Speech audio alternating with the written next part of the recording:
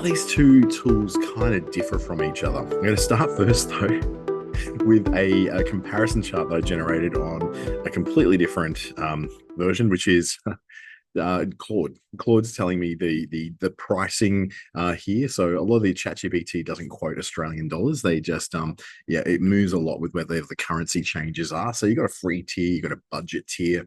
They call it their $8 a month tier, which is mainly sort of put towards the users in India, which is their main market for the budget tier.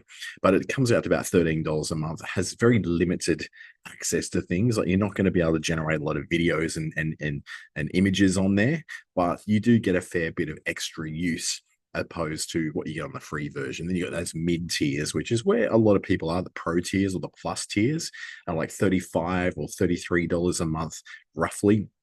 And then you got the power tiers, so $300 a month upwards. So I've done that before on ChatGPT. I'm currently doing a $150 a month version on Claude, but I'm really down on the regular sort of power tier, the mid tier for Google Gemini as well. And I very rarely ever hit any limitations, except when I'm doing a lot of coding, all in one go. For enterprises, all very custom as it normally would be, and teams have got different setups as well. If you're using it for a team, when you look at the free tier features, there's not the problem with Gemini. It doesn't actually give you a lot of published limits. They change quite a lot. You get about 10 messages, backwards and forwards for 5 hours before they throttle you back from the pro version to the non-pro version on ChatGPT, so the most latest version of ChatGPT. You get the same on Gemini, the free version. You do get quite a bit of usage on their fast version, which is the default version you get. If you try to go pro, you're only going to get a certain amount of messages, and they don't really tell you how many that is. It does vary, but it's not a lot. So you get to be 5 to 10 different messages in pro before it kicks you back onto the free fast version, which, my goodness, is well and truly good enough to do most of the things that we do on all these AI tools. Image generation is a bit limited between the two. It's generally accepted that the Gemini version of image editing, which is Nano Banana Pro, is far superior to the GPT one. But ChatGPT does do good images as well, and it's a lot faster than it used to be. Both of them are running a lot faster. Your video generation is extremely limited. You're only getting 50 credits a month on the free one through Gemini, and just very limited. Like you probably generate one video in a month over on ChatGPT. So it's not really giving you much through Sora 2, whereas the video generation through VO 3, which is on Gemini, is going to give you a little bit more room to move on there. Both of them have voice access. Both of them have web browsers built in if you're doing some sort of codes and things like that. ChatGPT has started rolling out ads in their results only in the US, so that hasn't happened in Australia yet, but it will come. Gemini's not, but being Google, I'm sure at some point they have to throw some ads in there. Storage-wise, you're getting a certain amount of storage for free through Gemini, 15 gigabytes of Google Drive storage, but no storage available for ChatGPT. On our budget tiers, you start to see, what those differences become. What is really important to look for in these is this thing called context window. Now, what that means to anybody is, not really much to most people. What it means is the amount of data it can actually work through on. So, when you're working on something like that, it's like that 128,000 tokens is not actually true there. Like it's actually a million tokens on the budget feature. So a million tokens is basically sorry, on the paid feature. This is the budget feature, 128,000. It's about the same on ChatGPT. This is like where you start loading up documents and you want it to be able to work with those documents. It can only work with a certain length of documents. So a million tokens is going to cover you for more than the entire length of the War and Peace novel or the Bible or something like that. It's a lot of text you're playing with, right? 128,000 then becomes a lot shorter on that. So it becomes, not quite words, but I mean short words, 128,000 short words. As we get to the mid tier, that does get higher. They haven't published what that is in ChatGPT, but it is 128,000. They haven't published it, but that's how much it actually is. In Google Gemini, it goes up to 1 million. So you've got about 1,500 pages worth of data can be handled. It also means in each chat you do, it's got a lot more memory you can work with. So that means you're able to then, keep going on the chat and it'll remember everything in the previous conversations you've had within that chat in Gemini. So this is all, you can go through all this sort of stuff. You can just Google this yourself, to be honest, because it'll show you all the differences between them all and what you can and can't do with them. What you really need to do is kind of look in the tools themselves. So if we go to ChatGPT, you'll be familiar with this, the flashing cursor in the empty box. Your search is available. You can generate images over here, and you can look at images that have been generated before. So you can start to see, how that works, what images are being generated. This is a bunch of images I've generated, including ones of myself, doing all sorts of wonderful things in ChatGPT. I've used a few of those here and there, but not really a lot, because I found it just was all a little bit, I don't know, just strange. I just didn't find it great. But one image I did generate was this one here, which went on to become the Schnitty Benny that one of my cafes in Cairns now sells more of than anything else. So that's a pretty amazing feature there. So I was able to do that. This is the actual photo I use in that cafe because it was a tradie cafe in an industrial area. That's actually a photo inside the cafe. And I've just added the two guys there and then the food as well. So does it look a little AI-ish? Yeah, it does look a little AI-ish actually. So you might want to watch that. You might want to so you go, is it that great? Now, these are a while ago. It has since changed quite dramatically since then to a much better way of doing it. Your apps in ChatGPT, I don't know why it keeps opening new windows every time I click, but the new apps within window is like adding things like weather, agent force sales through Salesforce, Airtable, which is adding structured sort of database data through to ChatGPT. All the things that a lot of private companies have done it. If you're using things like Asana or ClickUp or HubSpot or any of those kind of things, it's linking it through. For instance, if you want to use Booking.com to compare hotel prices and flight prices and car hire prices in there as well, rather than just going through ChatGPT itself. Deep research is if you want to go very deep in your research. Some of us do that, not every one of us do, but that's a way you can sort of look at that too. And Codex is for those advanced coding kind of people who are trying to build apps, websites, all kinds of stuff like that. So that's really a look at ChatGPT itself. The comparison there with Gemini, this is what it looks like at the front. Now, I've got it set for dark mode, so I don't know why I do that. I got to set it to the system, and then it'll be light mode. So there's light mode, really similar. ChatGPT, Google Gemini. A little bit more color in there, a little bit more going on, but you got that same sidebar over there, in new chat. Something that's a bit different in here is schedule actions. So, for instance, in scheduled actions, we can go in and start to schedule different things. Catch me up on the news at 7 a.m. every morning. Send me some healthy dinner recipes every weekend at a certain time, that kind of thing. If you want a morning motivation, you can create any action there and schedule it. Now, you can also do that in ChatGPT. You just don't have a section called scheduled actions in ChatGPT. So what you're doing is not really, there's nothing there that tells you to go and schedule actions. You just do it in here by saying, remind me in 5 minutes to stand up at my desk. And what it'll do, it'll put a desktop notification will come up in front of you saying stand up at your desk. You can then schedule that for however you want. So it doesn't really require that. Gemini likes to separate that out and have specific scheduled actions. So they're really easy to find, and you can cancel those that you want to stop as well. Underneath these are things called gems. Now, if you've ever been in ChatGPT and used their GPTs or projects, this is what these are. So GPTs are pre-programmed sets of sequences that you can use to do specific things. You can explore other people's GPTs. You can see tons of those online. So we can go into a kind of a marketplace and see those on ChatGPT. And when it comes up here, just take a little while to do it. Take a sip of my coffee while we're waiting. There we go. And so we can look at, an Expedia one, a Canva one. There's lots of different ones, there's writing ones. So we can go in and see tons more writing ones, an AI humanizer, a fully SEO optimized article, grammar checking, novel writing, copywriter GPT, a lot of that kind of stuff that's being written by people. You can search for specific things. It could be education programs, people who are doing lessons like AI for medical students and Academic Assistant Pro, all those little bits and pieces that kind of add a little bit of fun to it. You do get very limited access on the free version of ChatGPT to all of these, and you don't get to make your own. So, and the free version, if you have a paid version, you do get access to build your own GPTs. That said, the same for projects. You don't get to do projects for free.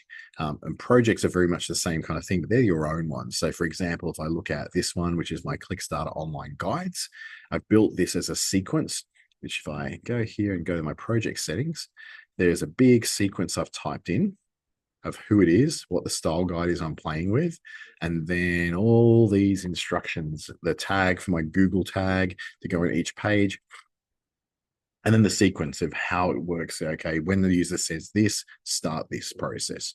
And so it has got some limits. Like for instance, this only has a room for about, I think it's about 8,000 characters, something like that, which sometimes I have very long contexts that go much longer and go up to 15 20,000 like words of instructions are very complicated things. That one's not too bad, and the sequence will be to click start and it begins that sequence that actually says what's the first thing, what's the topic of this particular guide that you want to build. So what will be the name of the guide, and then I give it the name and it moves on and it collects all that information on the way. The difference in Gemini, they call them gems. So gems are the equivalent of that. It does both what projects do and it does what the GPTs do. So in here, for instance, I've got this Link Dish cartoons one. So this one is one that I preset. You'll see in here when I go edit, you'll see the instructions I've given to it. So this creates my, every couple of days I do a cartoon and I put it on LinkedIn. That's about the funny things that happen in offices and in LinkedIn pretty much. So in this, you'll see a great big long line of very specific things.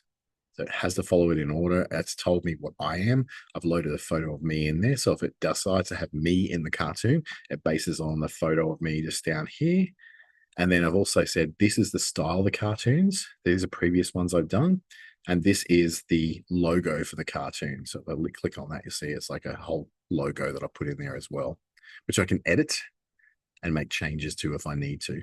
Now, I can also do that in ChatGPT. It just doesn't do as well. Like I've tried it in there, I've tried it many times, and it just keeps dropping the instructions all the time.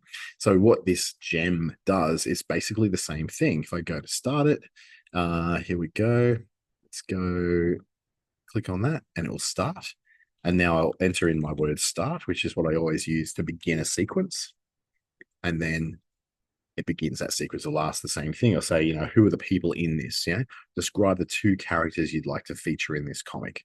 So that's then giving me, okay, now what I've got to do is describe them. So, Dante is wearing a suit and tie. Karen is wearing a corporate suit and skirt.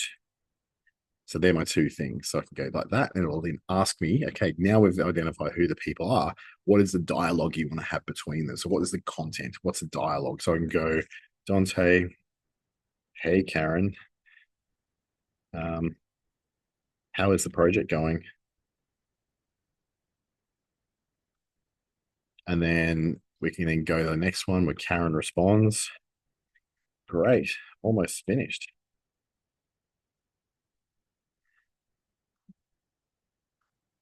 And then we continue on to the next panel. So what I've done is pre-programmed all these instructions in. So you can do this in ChatGPT, Claude, Gemini, most of the AI tools that have things like projects or GPT kind of things, your own personal sequences. I can keep going with this if you like. We can make one. You can see how it works. But, the reply from Dante is going to be, what exactly is the project making? And then we can go, Karen is going to say, I have no idea. All I know is that It's for something big. Okay, that's panel 4. Now panel 5, Dante. One day we'll find out. And then panel 6, I'm going to go caption 6 months later.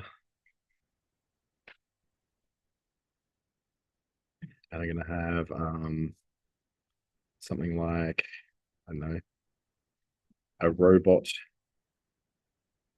is waging war against humans in a post-apocalyptic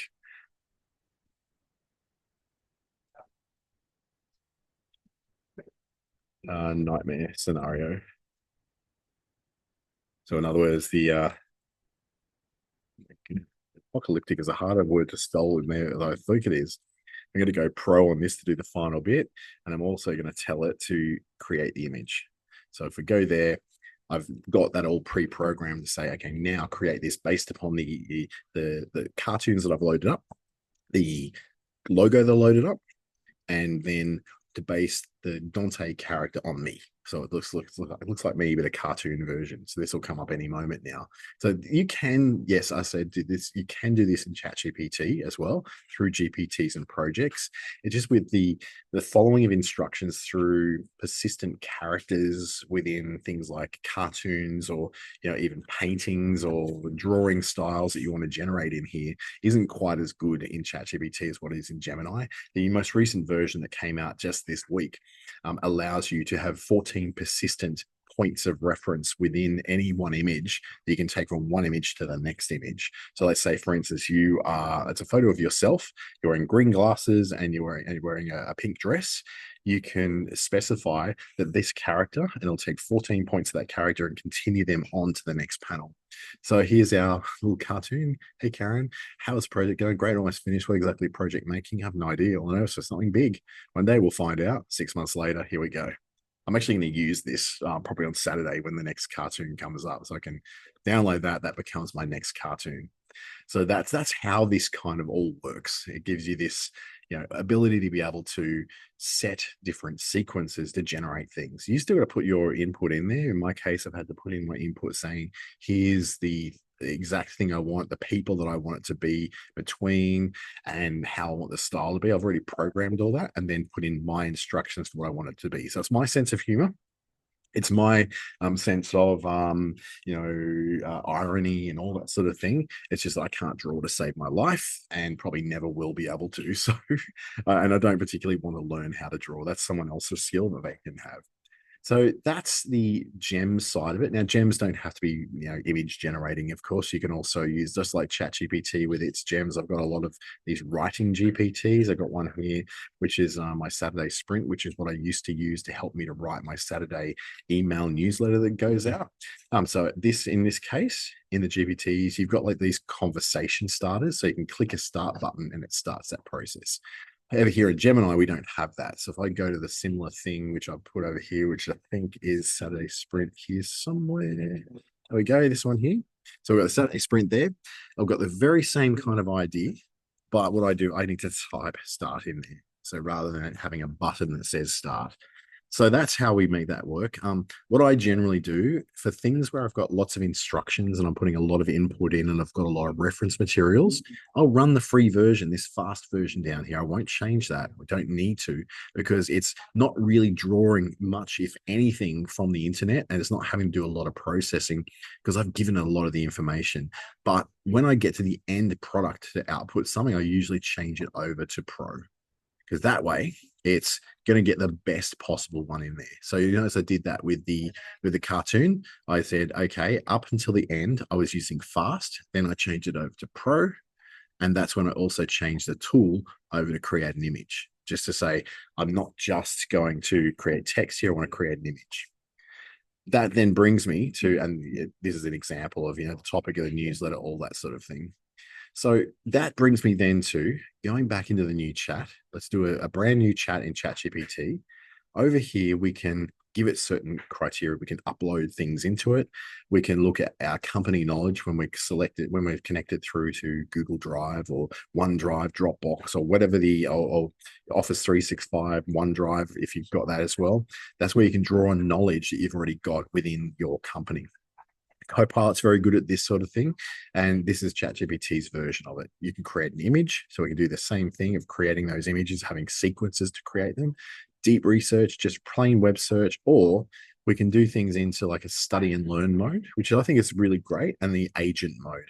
We're not covering agent mode here because I don't think agents are quite ready for a lot of release, but they can be very helpful for doing very intensive research and multi-step things, such as building things. Over on the side, we can create Canvas, which is for coding.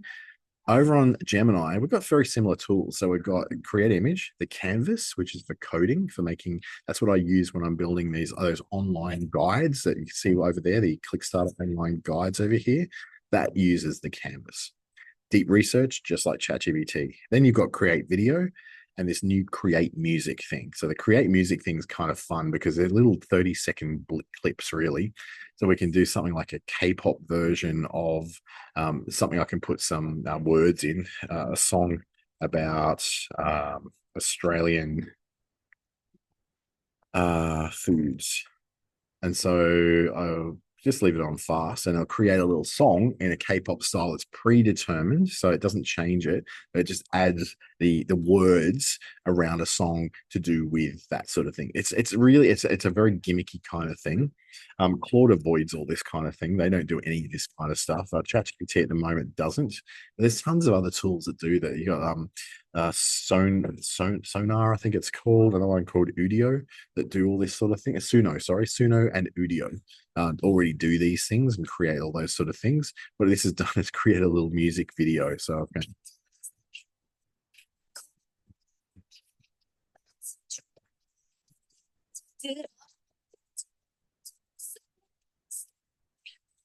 So it's done a little photo to go with it. It's like a Vegemite that looks like it's in a peanut butter jar. Lamingtons, I'm assuming a pavlova, which it seems to have got right in there. So it's got a few things in there. Look, it's just this little 30-second clip, and it won't create it any further. It's just really a preview version of that. So you're not going to really get that. So that's a bit of fun you can do. Again, not really that stuff you're going to do every day. What we might want to do is just do some guided learning, which is the same as ChatGPT over here, which is under study and learn. So the same study and learn things on ChatGPT, you'll then see in Google Gemini under guided learning. So if you want to learn about something, it will go and build a course for you. So all of those who are course creators, this is pretty much bringing down the house for you. Don't bet your farm on creating a course, because now you can just go in and do one of your own in any of these tools. So that's a little bit of a difference. Now, the quality of picture generation will depend very much on using things like the Pro version, changing over to create image. We'll do this over in ChatGPT as well, create an image. They've got styles in here, so cyberpunk, anime. I tend to be very much just doing photo shoot kind of stuff. So ultra realistic professional photo shoot with soft lighting of, and I'm going to load up a photo of me wearing a black t-shirt and smiling lightly. So I'm going to do exactly the same thing. I'm going to load in a photo of me that I've got prepared on my desktop, which is me here. And I'm going to do the same thing over on Gemini. So I'm going to I can pick a style or just load it up. So what I'll probably do is do not a self-portrait, not an oil painting. I'm thinking something like, I don't know what salon is, but I'm doing it. So I'm going to put in the same words, load up the same photo, and we'll see, who does a better job of doing that, because they're both going to be very good. It's just that sometimes you'll have a bit of a preference for that. So ChatGPT, let's do that. What I might do also is add a ratio in there. So I'm going to go ratio of 3 to 4. So I'm going to add that into both of them as well. Let that one go. Gemini. The ratios are like the shape of the photo. Just if I'm not a professional photographer by any way, shape, or form. Just I do often prefer things 3 to 4 is like the ratio that you get on something like LinkedIn or Instagram. That kind of thing fits perfectly in there. So this is now creating that photo as a photo shoot as a professional portrait of me. So a photo of me originally taken in a professional studio that I used AI to add these green glasses too. If you look in the little photo frame, so they're wearing those green glasses. So I changed over to that. It's taken the glasses off, which I did not ask it to do. I don't know. I'm looking a little bit younger, I think. So I'm not complaining about. It's done some great things to my shoulders, so I'm really happy about that. Really has kept the tattoos pretty consistent, but made me overall a lot more muscular than I already am. So I'm not really unhappy. It's leaned me out a little bit. So it's a very nice photo of me. Gemini, much more close to realistic. The eyes are definitely the same color. The green glasses have stayed intact, and it's kept the tattoos pretty much almost exactly what they should be, but hasn't done as much of a leaning out job of me. Though the smiling lightly looks a little bit smug over here, and it's taken my glasses off. The eye color is a little darker than what it is. Eye color is lighter here. And yeah, it just comes down to style. What do you prefer? Now, Gemini also puts these watermarks in here. They can't take those off. So you have to leave them on there. So what I generally do, if I'm picking this up and taking it to maybe something like Canva, let's have a look. Canva, I'll go in and create a social media post of, let's say, an Instagram 4 to 5. I'm going to whack it in here. And what I'll generally do is expand it so that that comes out of there. There you go. And then I don't have to worry about that. And then I can do things like, remove the background, put a different background behind it. Maybe make it I don't know, bright red. And we can do things like that. So same thing, you can pick up this one over here from ChatGPT, do exactly the same thing as what I did here, whack it in there, but you don't get a watermark on it. There's some coded watermark built into it, but it's not quite as obvious as the one that's in the in Google Gemini, which it leaves that little diamond shape. So I can do this one again, remove the background and get the red background. It depends on really what you prefer. I find this guy a little bit not quite me. Like they've changed me somewhat, and I do find that that's what ChatGPT tends to do. So to me, this is a lot more realistic. It looks a lot more like me. It hasn't de-aged me. It's actually given me some spots on my skin though that do not exist. So I don't know what's going on there. I've got very spotty skin, but I can then ask it to do things like clean that up a little bit, and I can do that. Whereas ChatGPT has kind of already done that, and it's very much cleaned out my skin a lot more. Removed some of the bagginess under my eyes, darkened my eyebrows and made them quite a bit bigger than what they naturally are, and made me skinnier. So I think ChatGPT is trying to make friends with me. That's a bit of a difference, I guess, in the creation of that kind of stuff. Operationally, when you're working in Gemini, all your previous chats are down the side, just like they are over here in ChatGPT. So you got down beyond the projects, all your recents. So all there as well. Gemini does exactly the same, lets them all. One thing I will show that I showed everyone on the Claude workshop yesterday is that if you want to set certain rules for how your ChatGPT and your Gemini operate, it's under personalization here in ChatGPT. So you've got a whole lot of base styles and tones, and I've got a big lot of rules that I put in place here, the things they can and can't do, words, use of things like M dashes, all that sort of thing. And it's really got more about me in here, saving memories, reference the browser memories as well. So it remembers who I am across the Atlas browser, which I don't actually use. So I've got lots of different things in there already. So it gets an understanding of who I am. Go to Gemini though. I go into my settings, there's actually no way for you to set that kind of stuff. It's going to pick it up itself. So it doesn't have a style. So what I find in Gemini is that whilst ChatGPT knows all this about me through those settings, it doesn't tend to really use that information very much. So when I go into, wait a second, into back here, in here, not there, here, go into editor, sorry. Close. Keep clicking the wrong bit. Personalization. There we go. So even though I've got all this in here, it doesn't really actually do much with it. Gemini doesn't have that at all. So what I need to generally do is put those rules inside my gems. So if I go inside a gem, say for instance, the one which I use for writing like me, let's go and edit that, have a look. I would write all that into the instructions. So I've got all the instructions of how to do it, but at the end of it, I've got a lot of rules around about, it's a very, very long prompt, this one. I've got a lot of rules around how to and how not to write. So don't use words like these. Don't use nouns like these. Don't use adverbs like these. Don't do these patterns. The robotic rule of three, the kicker transition. Don't do the here's the kicker thing. So I've got lots of use of certain swear words you can use, certain swear words you can't. And I've also loaded up a bunch of previous materials that I have said these are my best examples of writing that are most like me. Here's the last 2,000 or so LinkedIn posts that you'll get a very good idea of me. And it does pretty well with that. Now, Claude does better. We're not looking at Claude today, but Claude actually does that a lot better. So it's like a lot more reference material you can put in there than this. I can put like 10 files in a project, in a gem in ChatGPT and Gemini.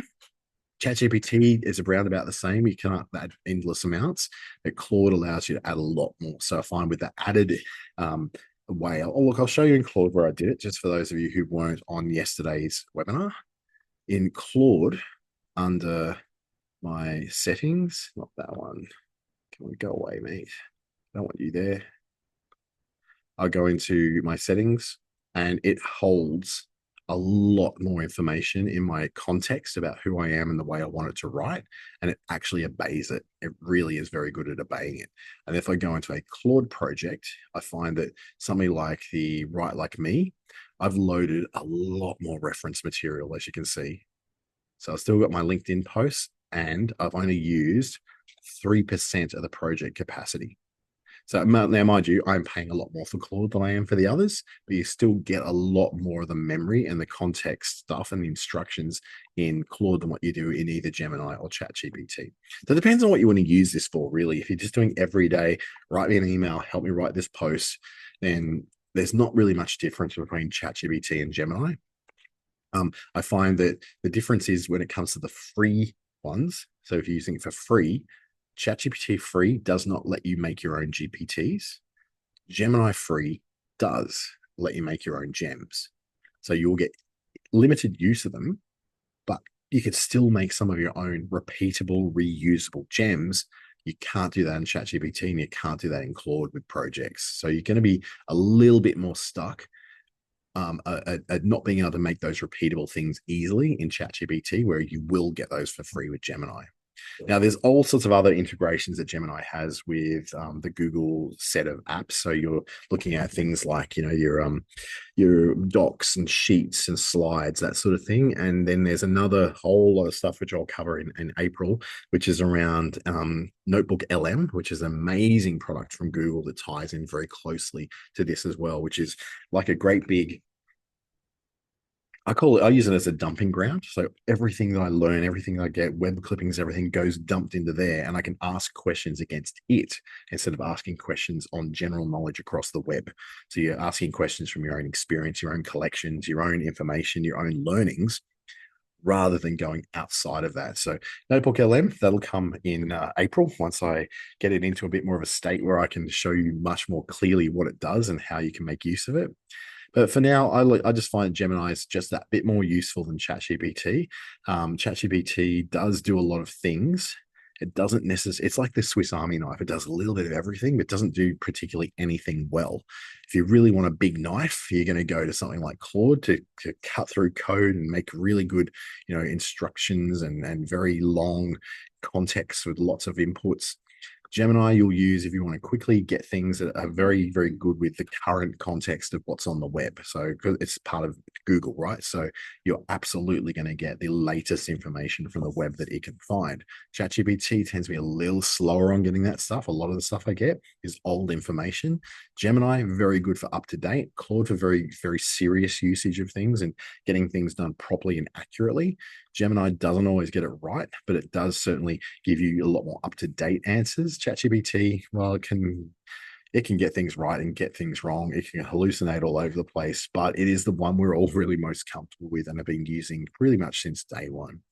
So what would I use if I was starting out today? I'd probably start with Gemini, to be honest. Claude for me is a bit more an advanced user's tool, not because it's complicated. It's not really. It's a very good writer. Just straight out of the box, it writes really good stuff because it knows the context of you very well, not just from memories of chatting with ChatGPT like it does. it goes out and finds out about you. Once you tell it who you are, it goes and finds information about you. It goes and works out what it is you do. Gemini, a little bit more that you need to tell it more about who you are through your gems. So through your gems, you don't really get the chance to tell it what to do.